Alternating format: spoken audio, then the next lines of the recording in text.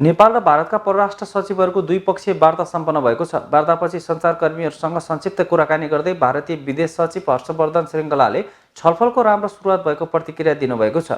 उहाँले दुई देशको बीचमा देखिएका समस्या समाधान गर्ने विषयमा छलफल भएको बताउनुभयो। आर्थिक सहकार्यदेखि पूर्वाधार निर्माण लगायतका विषयमा पनि छलफल गरिएको श्रृङ्गलाले बताउनुभयो। We have made very good progress and we have discussed how to make even greater progress.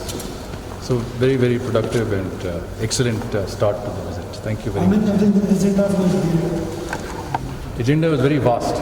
So all this time we have taken to cover areas of cooperation ranging from the economy to cultural cooperation to infrastructure development.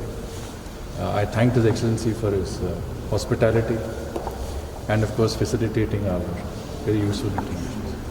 वार्तामा परराष्ट्र सचिव भरतराज पौडेल र भारतीय विदेश सचिव श्रृङ्गला सहभागी हुनुहुन्थ्यो। भारतीय विदेश सचिव श्रृङ्गला 2 दिने औपचारिक भ्रमणका लागि आज बिहान काठमाडौँ आइपुग्नु भएको हो।